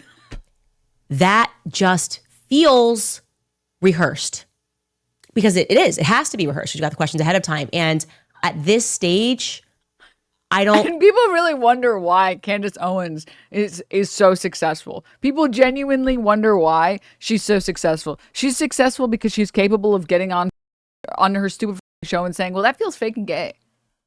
I don't like it. I don't like it. I want something that feels anywhere where it feels authentic. Like one question mark that you have, you're like, oh, like I'd like you to be like, I don't know about those text messages. I think Tyler Robinson pulled the trigger, but the text messages are weird. But that's why this is literally what I was saying earlier, where it's like when you're asked about whether or not you think that Tyler Robinson killed your husband or whatever, shouldn't you at least like address the concerns that people have? Because there's a lot of people that don't believe you and are buying into all the conspiracy theories because they don't trust the FBI. They don't trust Kash Patel. They don't trust Pam Bondi. They don't trust Dan Bongino, rightfully so. And they've been told for the past like decade to drain the swamp, and all the agencies are corrupt. And then all the Epstein file stuff happens where nothing is being released under Trump's DOJ. The least you can do is assuage these people's concerns and be like, listen, I understand that people are critical, and we should be. And they're very critical of Dan Bongino, and they're very critical of Kash Patel. And they've had their fuck-ups, but I have been kept in the loop for a lot of this stuff, and I do fully trust everything that they've done on this case. And I can give you guys my word, I really do trust everything that they've done on this case. I can't release all this information until it's ready to come out, but, I commend everyone for being concerned about our government and concerned about the people in our government, but they really are doing a great, at least give people something. It's just, I trust my team. My team is amazing. And my favorite date is April 24th because it's not too hot and it's not too cold. And all you need is a light jacket. Like it feels fake. It does. I'm sorry. And I am still interested in getting basic answers to our questions. I don't accept that that's somehow going to ruin the court case because She's right. She's literally right. The entire thing is so rehearsed. This whole interview, it's so rehearsed. So it feels super unnatural because everything that Erika Kirk has done for the past however many months since Charlie Kirk died has been so rehearsed. Dude, she's getting bodied by Candace. She's getting bodied by Candace Owens. You cannot logically explain to the public how letting us see Mikey McCoy's phone records is just one example if that's really causing you so much grief. Here they are. Here's who we called on that day and for how long. How would that implicate? How would that frustrate your lawyer's efforts? How would the current court case and the jury pool be impacted if you answered about why these Egyptian planes, why it's a statistical anomaly for these Egyptian? She's so crazy. explain it to me like I'm not a legal expert, you know? Like I don't trust legal experts. I think they're all full of shit. Explain it to me that way. It's not tracking. It's not tracking. And I get it. It's me against the whole world. Actually, it's not. It's me against the elites. We've done this a lot of times. Like I said, Ukraine, COVID, there's a formula here. There's a pattern here. If all of the mainstream apparatus and all of the influencers are pushing something and calling the other thing evil, we're probably about 2 years away from them all then apologizing and being like, I just got it wrong. I shouldn't have told you to get the vaccine. It's a pattern that I've noticed. So I'm going to stick with saying that what happened on September 10th, we are not getting the truth about. I like how that's never going to happen. We will be back after a few messages from our sponsors. All right, you guys, when they double down on abortion, we have to double down on supporting life. Through our partnership with Preborn, we can help save babies and support mothers that are in need. Every day, Preborn's clinics rescue hundreds of babies because when a mother sees her baby on an ultrasound and hears that tiny heartbeat, her chance of choosing life doubles. And now, thanks to a generous match program, your gift will be doubled as well. That means twice as many ultrasounds, twice as many lives saved, and twice as many mothers that are given hope with diapers, car seats, and counseling provided and care for up to 2 years. I like how she goes straight from Erika Kirk is a demon and she's lying to all of us and she refuses to address the questions about Egyptian planes to we need to start showing mothers ultrasound photos so they don't get abortions because it's just the right thing to do. If you've heard about Preborn before and you have not yet taken action, there is no better time to do so than right now. Their work is some of the most important work to help heal our country. One ultrasound costs just $28, but you can obviously give 10 times that amount if you're able to.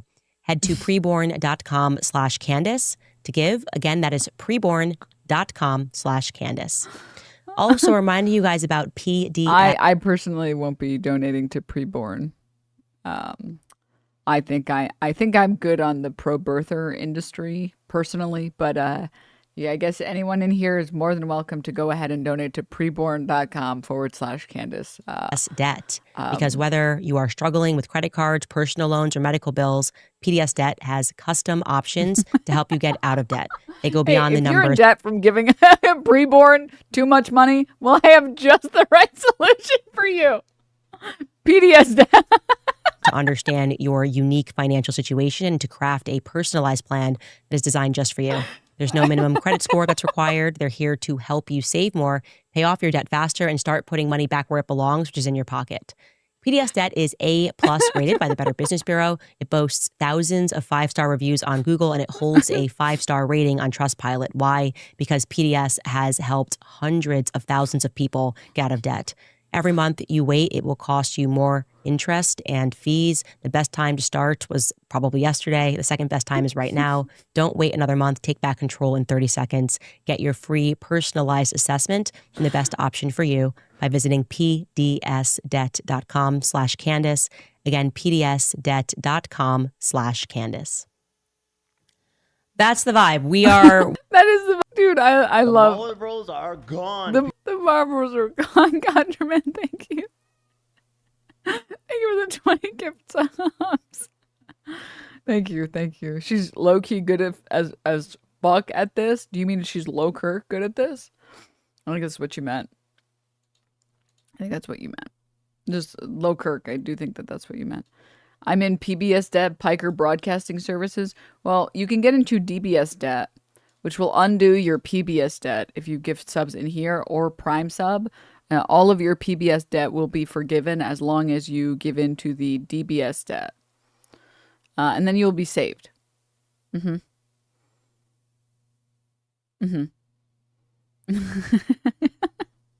Look, Kirk, it's times like this. I wish she wasn't a crazy right-winger.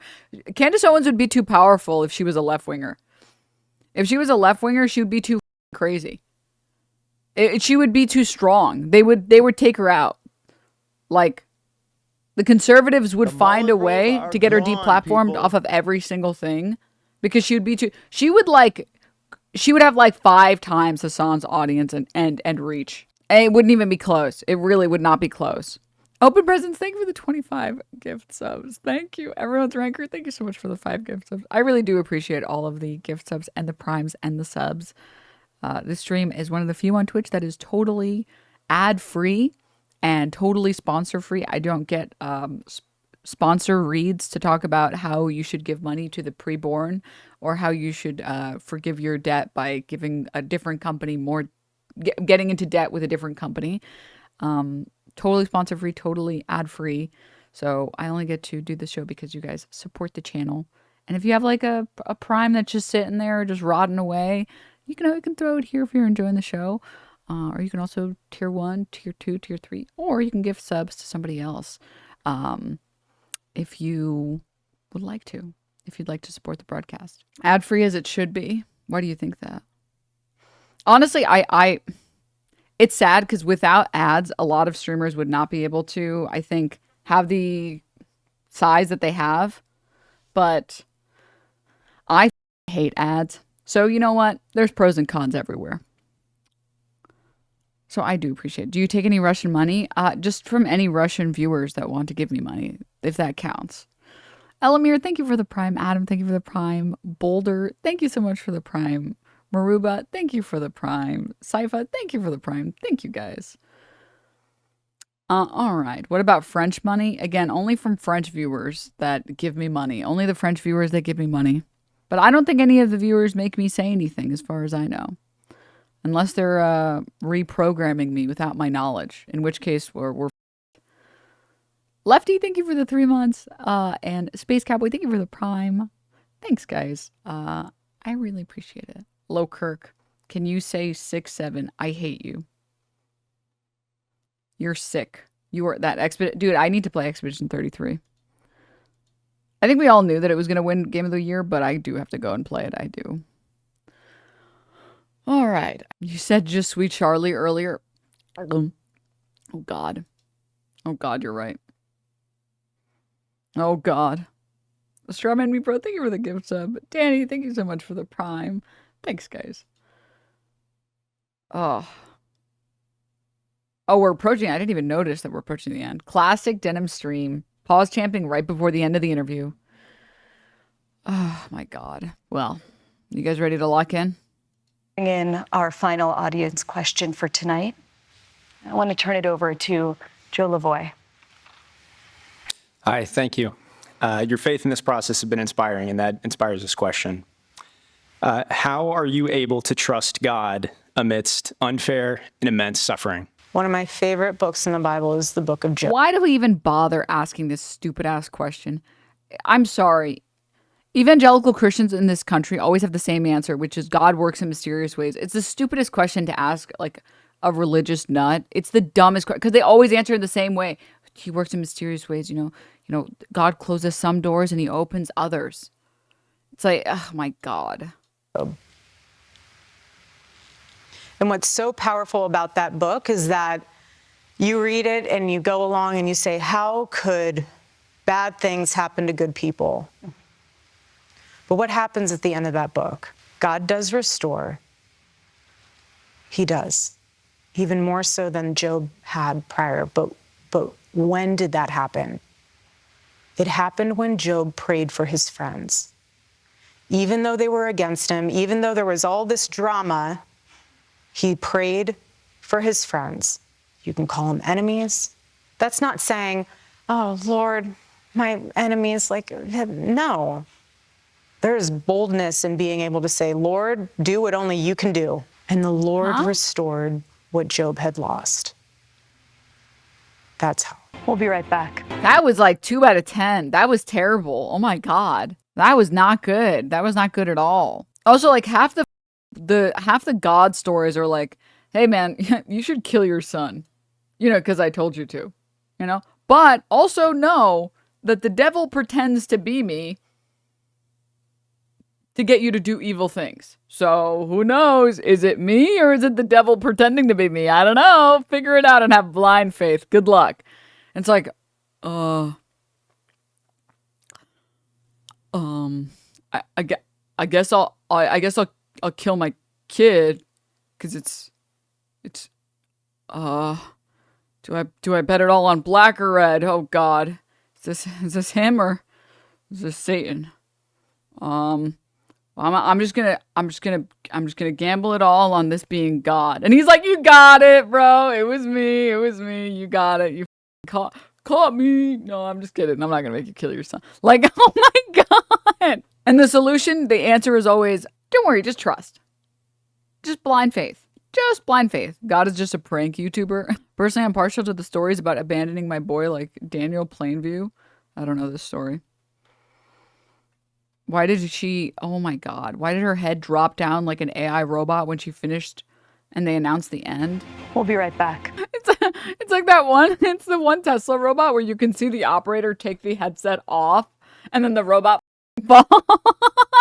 The person controlling the Erika bot was like powering down. She's shutting down for the, this is actually what happens when streamers turn off the stream. The stream shuts off and it's just like, until it's time to stream again. I want to thank Erika Kirk so much for joining me tonight. And I also want to thank our audience for participating in this town hall. CBS News is going to have many more conversations like this in the weeks and months ahead. So stay tuned. More town halls, more debates, more talking about the things that matter. I'm Bari Weiss here in New York. Good night. Does this shit matter though? I'm just going to be honest. Like, but does it? Because I feel like I'm pretty brazen about saying that I just like to talk about things on the. I'm not going to pretend like what I'm talking about matters, but like I don't understand the self-aggrandizing and being like, what I'm doing is very important work and this absolutely matters. It's like, yeah, is that right? I do want to watch this as well, though. For Charlie's upcoming book on honoring the Shabbat, which I'm not going to be doing because I'm Christian. So I'd like to already just say no. Okay. Anyways, Glenn Beck's interview has a bunch of high points, if you will. Foremost, Erika stressing that. Also, damn, like rude. Okay. That she believes that the truth is clear. Take a listen. I don't know how you handle this, Eric. I don't know how to be dragged into, you were involved in the death and all this crazy, evil stuff. Denims, what you do matters. You carry the flame. You know what? I'm so sorry. You're so right.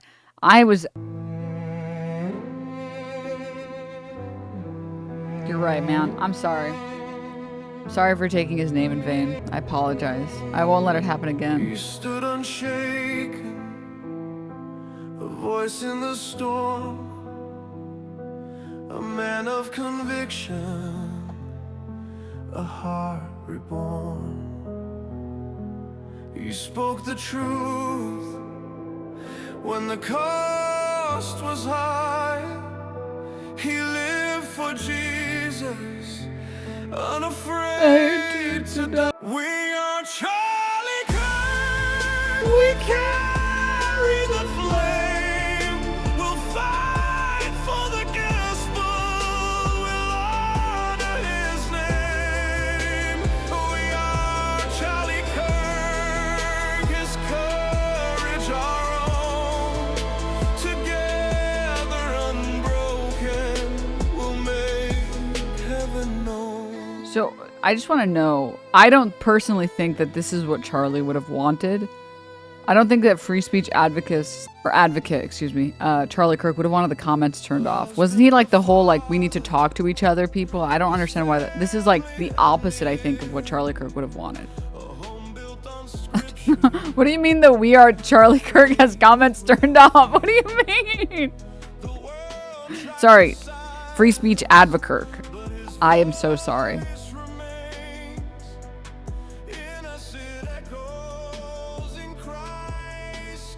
Who is disliking this? We are Charlie Kirk. We carry the flame. We'll fight for the gospel.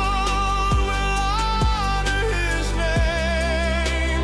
We are Charlie Kirk. His courage our own. Together unbroken, we'll make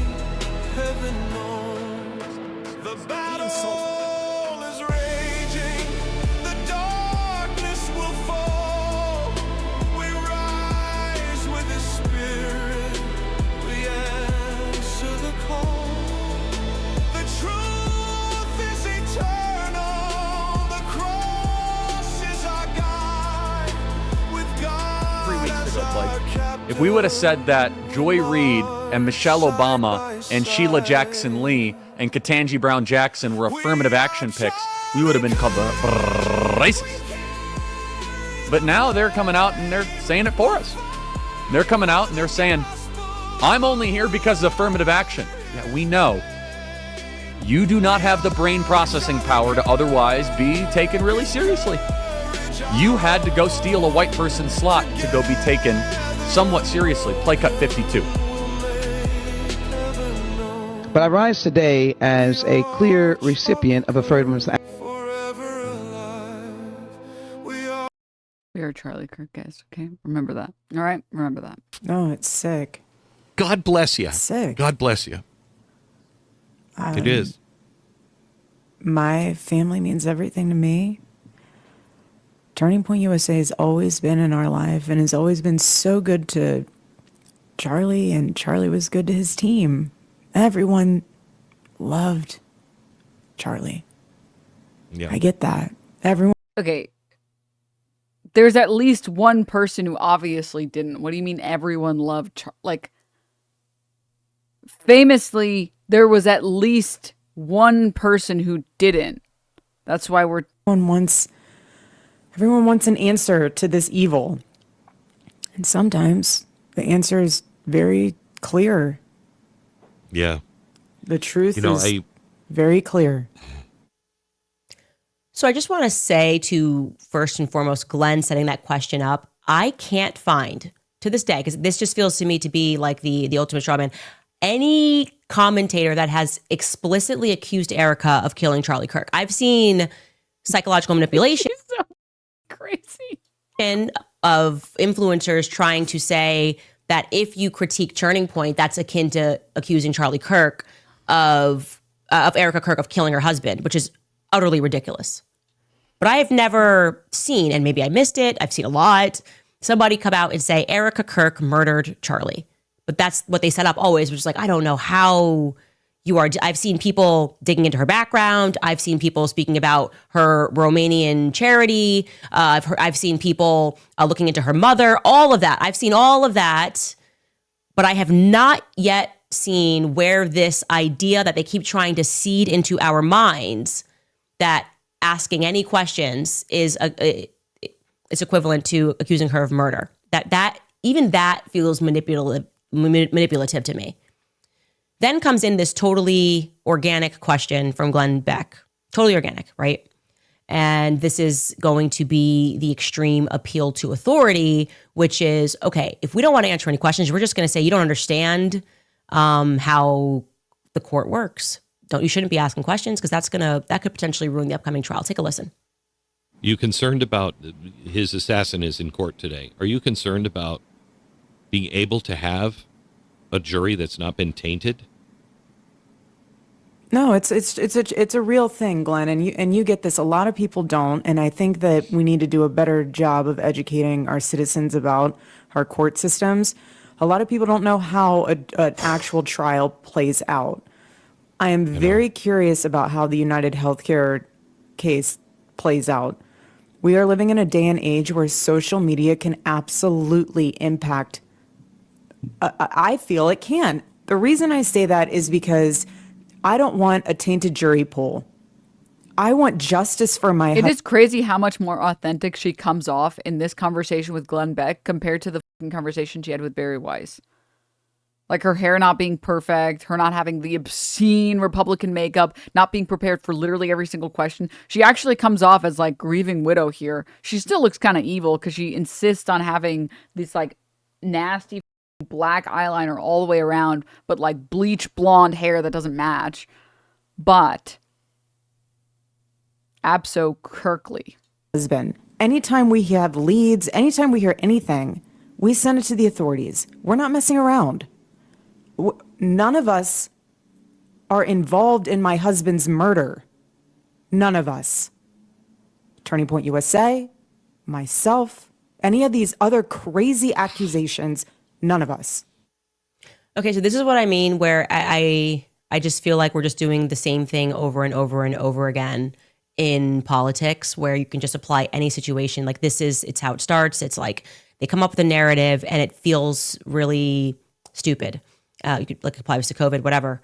And then people start asking questions because it feels really stupid. And then they tell you like, oh, I wish you guys were more educated about science. I wish you guys were more educated about doctors and nurses, and like, you're just not there. I wish we could explain to you how these things work, but you're going to have to trust the experts. And yeah, I actually... The problem is when your entire strategy as a Republican, when Charlie Kirk's entire legacy is telling people to like not trust and go out there and have conversations because you can't trust the government and you can't trust the people in power, and you have to make sure you're constantly, you know, doing your own research.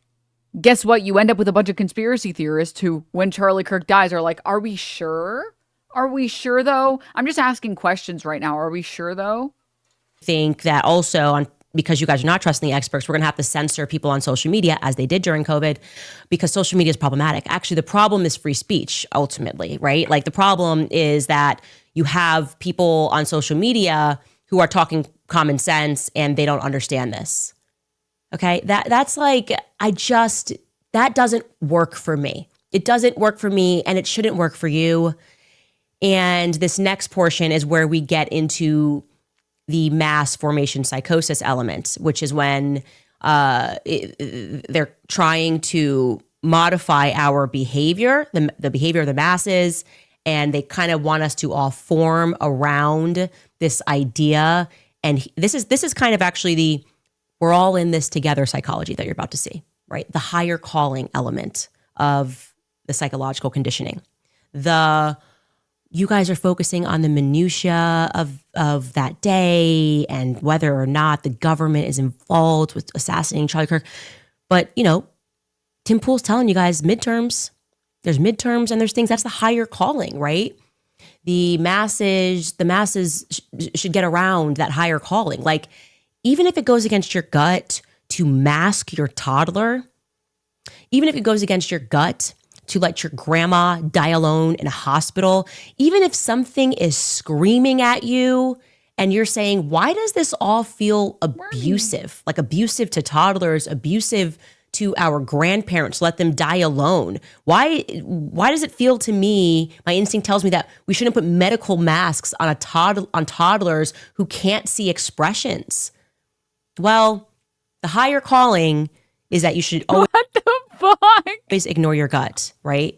Because we're all in this together, and there's something bigger that we can aspire to. You should violate your gut instinct, and that's what's coming next. Take a listen. I don't need you to comment on this, but I think mental illness is involved in some of this stuff that is online. Yeah, I think it's really, and Glenn, honestly, I'll be honest, I feel bad. I am not going to waste my time. Can I just ask you a question? Why is Glenn Beck so red? Why is he so red?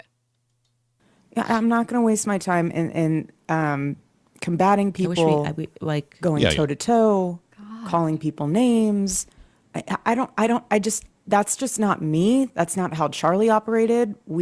There's no reason for me to go down a dark place like that. I'm so tired of the fracture. What drives me nuts is that Charlie, he has worked and provided and has blessed us with so much, like literally his book, he has blessed us with so much wisdom, so much, he's just such a good thought leader. He blessed us with laser focus on the mission. Can we just get since he had such crazy laser focus on the mission and he was such a great thought leader, can you just tell me one great thought that he had that wasn't go talk to people, something that people already have been doing long before Charlie Kirk ever even existed? Saving this country. But instead, we're so focused on who did what. Like, yes, we will figure all that out. Yes, this is a murder case. He did not die in a car crash. Yes, that will be handled. But my husband's legacy is not about his murder. My husband's legacy is what he left behind. I just reject that. Okay, I reject that there's a higher calling that we need to all get around, and the legacy of actually the legacy, if we find out that the government is implicated, and it looks like to me, and I think a lot of people on the outside, the government is implicated, otherwise Holy shit, she's such a media demon. wouldn't require every department of the government using propaganda to convince us against common sense. Okay. And if we find out that the government is implicated, then actually his legacy is going to be that a person who gave all of himself to helping people get elected, all of himself to this political machine, was ultimately killed by it. And I think that matters to a lot of people. And Such a good spin for crazy conservatives. Holy. Because he absolutely was not dedicated to making things better for everybody. He was dedicated to making things better for rich, white, mostly men. And everybody else could go f themselves. He spent a lot of time talking about how meritocracy is real and that there was DEI in the workplace and that white kids' spots were being taken in schools and in jobs. And spent a lot of time dehumanizing trans people. So no, I don't really think so. I don't think he was dedicated to making things better for everybody. Famously, I think actually he was not for that, actually. I think he was famously for not caring about gun control, because who cares about gun control? Because the stats are inflated by gang violence. How can you think God is real and on your side when your husband died after saying the words counting or not counting gang violence and died to not gang violence related gun crime? How can you think your God is on your side? How? Genuinely, how? I think it's obvious it matters to a lot of people because what feels like $1 billion campaign of propaganda against it doesn't seem to be working. There is something very big that we are very close to unpacking here. And the panic that we sense right now in deploying what feels to me to be a really nasty emotional tactic here, basically trying to say to people, how dare you go against the grieving widow? How dare you go against David Hogg, right? And you're like, well, I don't know if David Hogg, I know I'm very sad, obviously, that a school shooting happened. The Parkland shooting at high school should not happen. No child should have to live through that. But why does that mean David Hogg gets to go to Harvard? Right? Does that make sense? Does he belong at Harvard? And they go, oh, how dare, how you evil, demonic person. Are you possessed? How could you ever question his authority and whether or not he's equipped to run the charity and speak on, gun issues? He survived a school shooting. That's what they're doing right now. And I want to also say that why I don't love these interviews, and I say this with great deference to Erika. And in the beginning with some of these interviews, I said, look, of course, they're going to want to make sure they screen these questions. She's going through a lot. She's transitioning, she's doing this. I wouldn't want to be in her position. We're 3 months in now. Okay. We are still getting rehearsed answers. And I feel like what is missing from all of this is, I don't know, passion, normal passion, not this chat GBT feeling of, well, we all need to unite around the mission. It's no, I don't really care about cash. I would just be what is the borough doing? Has anybody traced this down? Okay. I don't know if Candace is crazy, but she says the French Foreign Legion was there. Has anybody chased this down? I texted her. I got this information. Okay. It's wrong. That's a dead end. Let me move over here. I've got files. I'm going to run this investigation alongside you, Cash. And I don't know what he's doing. I want one critique of the FBI, one critique of anything which the public is saying is worthy of critique. It's almost you're dressing down public perception. People think that you can have enough money to just cut over people's gut instincts. That's what it is. It feels like we're so rich. Dude, no wonder so many people have fallen for this. She's so good at this spin. Oh my God. You don't have the right to think. To be clear, it's all nonsense. And what her end result and her end conclusion is nonsense. But because she points out that Erika Kirk comes off like a robot, like a demon robot, and she doesn't come off authentic, doesn't come off natural, doesn't come off like she even gives a shit. She comes off like this hyper-produced creation meant to grieve her dead husband. And there is no passion there. There's none. And she can't even imitate the passion. Because it just comes off like the worst porn acting you've ever seen in your life.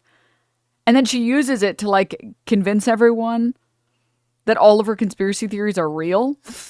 She's like, well, they haven't considered that maybe what I'm saying is valid, and they haven't investigated my leads on these planes existing. So maybe did you consider that might make my conspiracy theory real? Did you think about that? Oh my God. Okay. We are rich enough to remove that. So stop thinking. The elites are here. It feels elite. That's why I hate this. It feels elite. It feels like the opposite of whatever turning point felt like when they were the underdogs, right? This entire presentation is elite. I'm on CBS stage with pre-prep questions and Bari Weiss, and I obviously have rehearsed this answer because I got these questions ahead of time. I obviously know I'm going to get asked this, so I'm going to do I don't even and this is a fact. You can ask anybody who's ever interviewed me. I never ask for questions ahead of time. I don't want to know. I don't want to know the direction it's going into. I never give them anything. I never say we can't talk about this. That thing's off record, because even getting questions ahead to me, preparing answers feels fake and gay. Right? Oh yes, and then we saw this part. We saw this part. It's still funny. Dude, I want the next. Does she stream? Does Candace Owens stream on weekends? I want the next Candace Owens installment. Oh my God.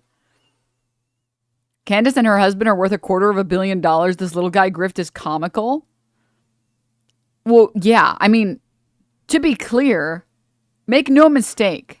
Make absolutely no mistake. Candace Owens is almost more hyper-produced than Erika Kirk is. She just knows how to create a production that feels more authentic because she isn't on a stage with pyrotechnics going off as she wipes her tears away in full drag makeup and fit, right? She's sitting in her room with like modest clothes and modest makeup or whatever. Like she doesn't come off as like, I'm profiting off of my husband's, death. I blame Hassan. He's been feeding us Candace this week. Now I'm hooked. You guys have to understand that I am a woman enjoyer, and I've always been a woman enjoyer. And if you're not a woman enjoyer, you're sick in the brain and you're a fake leftist. But that is to say, I have known women who are absolutely conspiracy theorists. And they really are some of the best people to hang out with, unfortunately.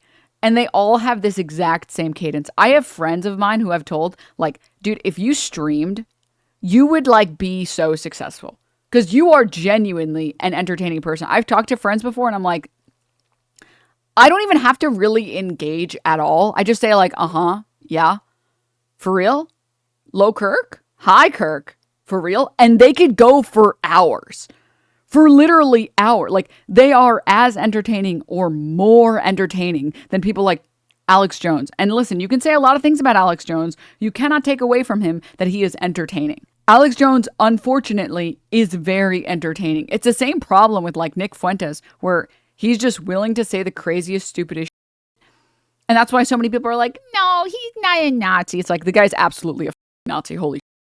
No. He's actually... I don't know. I saw a funny clip. It's no. The dude's actually a Nazi. He is completely and totally a Nazi. And they're like, are you sure? I don't know. It's dude, yes. I am sure. And so I have a soft spot for conspiratorial women. And since Candace Owens has moved, the more she moves away from conservative ideology stuff, and to be clear, this is still under conservative ideology, and more towards conspiratorial content, it's oh, dude. Oh my, you guys really should go and look at YouTube. I spoke to one of my conspiratorial friends and she sent me a bunch of YouTube channels and oh my God, it's so much.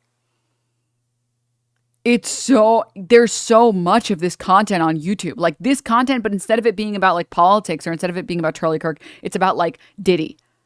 And it's about the conspiracy theories on what was happening, or the Epstein stuff and all of the conspiracy theories. It's it's not good enough that someone has to be a super predator and use their wealth to be a predator. It has to also be all this other shit. It's oh my God. Oh my God. Give us the link. No. I can't. I can't. Because then I don't want anyone to go there and then reply and stuff. And I don't want them to deal with any the girlies who are like super into true crime. Holy shit, dude. Oh my God. It's straight up like it's crack for a lot of people, I think.